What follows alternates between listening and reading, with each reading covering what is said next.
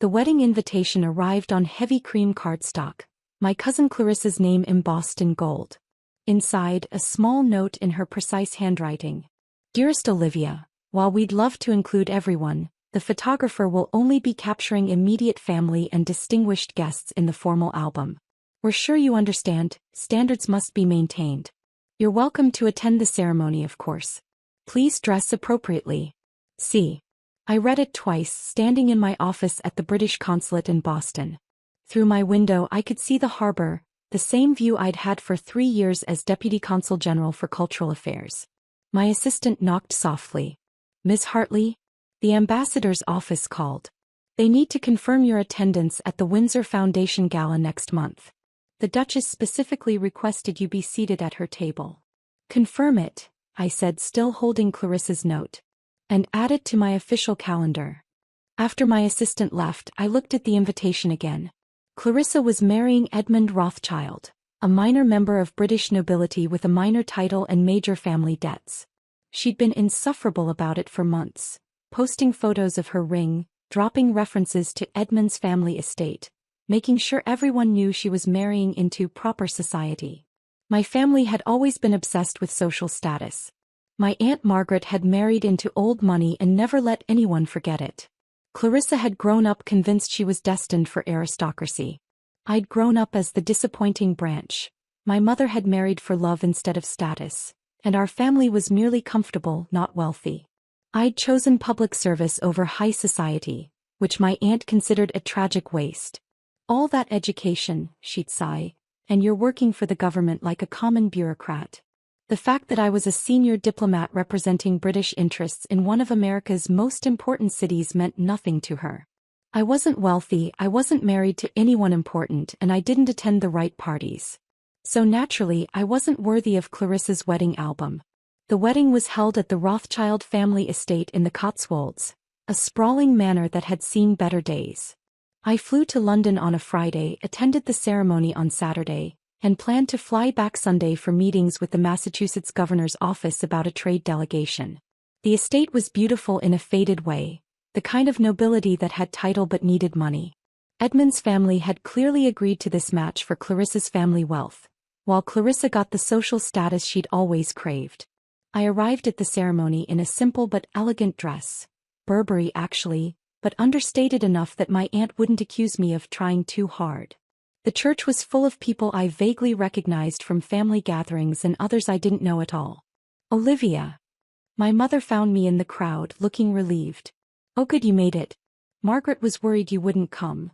Why would I miss Clarissa's wedding? Well, you know how busy you are with your little government job, Mom said, using the same phrase my aunt always did. Margaret wasn't sure you could get away. My little government job had required 3 weeks of schedule coordination and approval from 2 different ambassadors, but I didn't mention that. The ceremony was lovely in an overly formal way. Clarissa looked beautiful. Edmund looked slightly uncomfortable.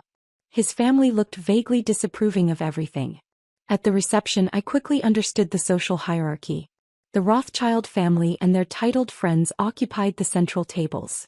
Clarissa's family, newly wealthy, desperately climbing, surrounded them like satellites.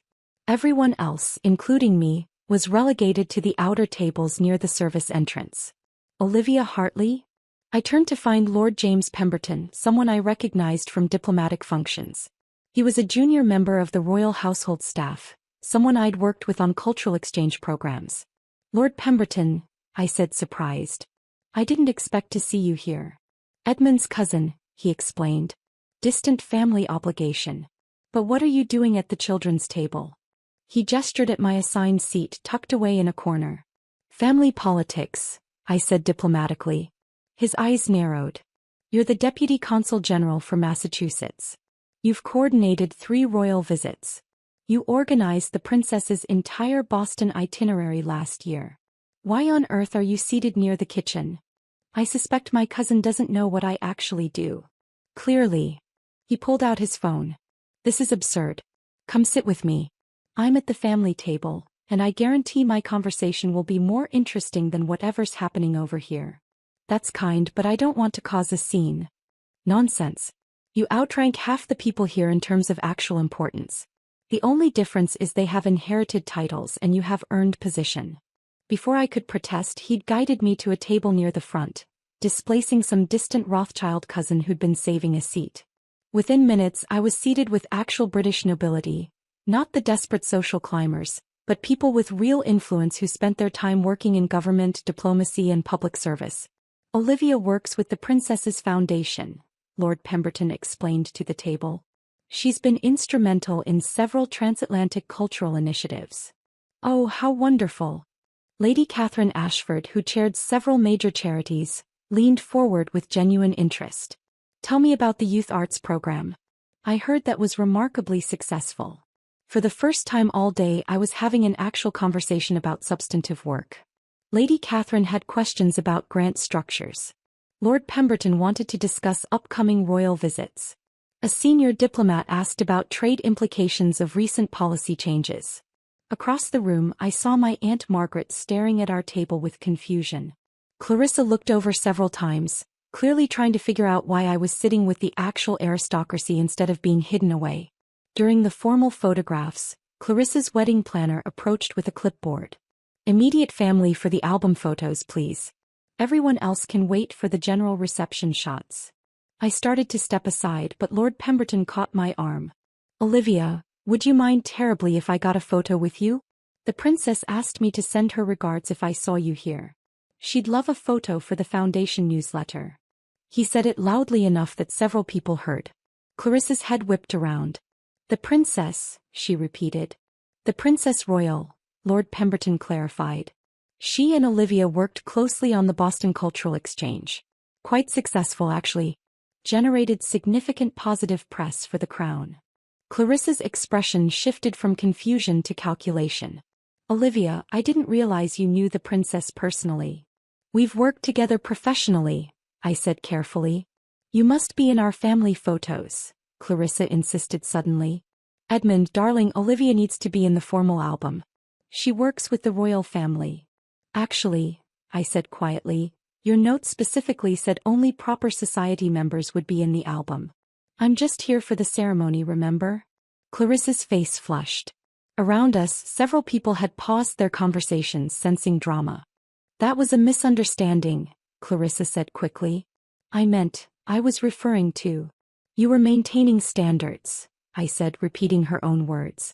I understand completely. Please continue with your formal photos. I'm quite happy to wait with the other guests who don't meet the requirements.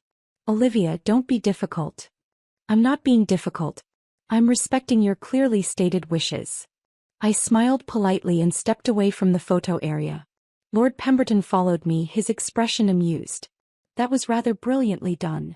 I'm not trying to cause problems at my cousin's wedding. You're not causing problems.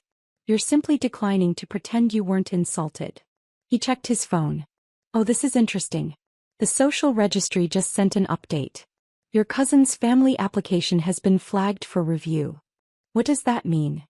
The Berks Registry, the official record of British social standing. Clarissa's mother applied for inclusion last year, citing the Rothschild marriage. But someone filed a formal complaint about misrepresentation of diplomatic connections. Who would file a complaint? He showed me his phone. The complaint had been filed by the Royal Household's Protocol Office. When did this happen? I asked. Apparently this morning. Someone in the Protocol Office noticed that Margaret Hartley was claiming close personal connections to members of the royal family and senior diplomatic corps. They contacted those individuals to verify. When they couldn't confirm the relationships, they flagged it as misrepresentation. I had a sudden suspicion. Lord Pemberton, did you file this complaint? Not personally. But I may have mentioned to the Protocol Office that I was attending a wedding where the hostess was claiming diplomatic connections she didn't have. They take that quite seriously. It reflects poorly on actual diplomatic relationships. This will destroy their social standing. Their fabricated social standing, he corrected. Your aunt has been dropping your name at society events, implying you provide her access to royal functions. She's used your actual diplomatic work to suggest she has influence she doesn't possess. That's misrepresentation and the registry doesn't tolerate it. Across the room my Aunt Margaret was on her phone, her face pale. Clarissa had stopped smiling, looking panicked. The registry rejection will be public, Lord Pemberton continued. It typically includes the reason for denial. In this case, misrepresentation of diplomatic connections and false claims of royal access. Rather embarrassing for a wedding literally happening right now. I watched my aunt's horror grow as she read whatever was on her phone screen. They're being publicly discredited at their own social climbing wedding, I said. Karma, Lord Pemberton said cheerfully, is rather efficient sometimes. The reception continued, but the energy had shifted. Word spread quickly through the crowd. The Hartley family's registry application hadn't just been denied, it had been flagged for fraudulent claims. People who'd been fawning over my aunt began making excuses to leave. Clarissa's triumph was unraveling in real time. My aunt cornered me near the champagne fountain. Olivia, what did you do? I attended your daughter's wedding, I said calmly. As invited. The registry, the complaint, they're saying we misrepresented diplomatic connections. That's you. You're our diplomatic connection. I'm your niece who works for the British government. That doesn't give you diplomatic access or royal connections. If you told people otherwise, that's not my responsibility. But you do have royal connections, Margaret hissed. You just had a conversation with Lord Pemberton about the princess. I have professional working relationships developed through years of public service. That's not the same as social connections, and it's certainly not something you can claim for status purposes. You could fix this. Tell them we do have connections through you. I won't lie to the registry, Aunt Margaret. You claimed relationships and access you don't have. That's fraud. This is going to ruin us socially, she said desperately. Clarissa's marriage will be fine if it's based on genuine affection rather than social climbing. Edmund's family needs money, you need status. If that's the foundation, then yes, this probably complicates things. Clarissa appeared, her wedding dress swishing dramatically. Olivia, you have to help us. Tell the registry we're connected to your diplomatic work. You're not connected to my diplomatic work. You've never asked about my work. You've called it my little government job for years. You literally tried to exclude me from your wedding photos because I'm not proper society. That was a mistake. It wasn't a mistake. It was your actual assessment of my value. And now you're angry because it turns out I have the exact kind of connections you've been pretending to have. I'll include you in the photos, Clarissa offered desperately. I'll seat you at a better table. I don't want better seating. I don't care about your photos. I came to support your wedding, which I've done. The registry situation is a consequence of your mother's misrepresentation, not my problem to solve. Lord Pemberton returned with 2 champagne flutes. Everything all right here? We were just discussing family matters, I said. Well, I hate to interrupt, but I just received a call from the royal household. The princess would very much like to arrange a meeting with you next week. She's expanding the Foundation's American programs and wants your input on strategy. He said it at normal volume, but in the sudden quiet of the tent, it carried. Everyone heard. Everyone understood. Clarissa looked like she might cry. My aunt looked ill. That would be wonderful, I said. Please tell Her Royal Highness I'd be honored. Excellent. I'll have the details sent to your office. He smiled at Clarissa. Lovely wedding, by the way. Congratulations. We walked away, leaving my aunt and cousin staring after us. That was petty, I said quietly. That was justice, Lord Pemberton corrected. They spent years diminishing your actual accomplishments while fraudulently claiming access to your professional connections. Now they understand the difference between real influence and social pretension. I flew back to Boston the next morning. My phone exploded with messages from family members. Some apologetic, some angry, all wanting me to fix the registry situation. I responded to none of them. Instead, I focused on my actual work. The trade delegation visit. The cultural exchange programs. The upcoming meeting with the princess to discuss expanding youth arts initiatives across the Atlantic. Work that mattered. Work that created real impact beyond social climbing and wedding albums. 3 weeks later, I received a formal invitation to a small dinner at Clarence House during my next visit to London. The princess wanted to introduce me to several Foundation board members and discuss long-term strategic planning. I sent a copy to my mother with a simple note. I'll be in London next month. This is what my little government job actually involves. She called immediately. Olivia, your aunt is beside herself. The registry rejection has been devastating. People are avoiding them. Clarissa's marriage is already strained. Edmund's family is furious about the social embarrassment. Can you do anything? No, Mom. I can't. They misrepresented their connections and they're facing consequences. That's not something I can or should fix. But family works both ways. They never valued my career or my choices. They diminished my work while simultaneously exploiting my position for social credit. I'm done pretending that's acceptable. There was a long silence. Then quietly, I'm sorry. I never should have let Margaret talk about your job that way. I never should have made it sound small. Thank you for saying that. Are you really having dinner with the princess? I am. It's a working dinner about foundation expansion, not a social event. But yes, I'll be meeting with Her Royal Highness to discuss programs that will benefit thousands of young people across 2 countries. I'm proud of you, Mom said. I should have said that years ago. You should have, I agreed. But I'm glad you're saying it now. The dinner at Clarence House was extraordinary. Substantive conversations about policy, funding, and impact. The princess was brilliant, driven, and genuinely committed to the work. Around the table were people who'd dedicated their lives to public service, each one there because of their accomplishments rather than their birth. Your Boston programs have been exemplary, the princess said during dessert. I'd like you to consider expanding to other American cities. Would you be interested in leading that initiative?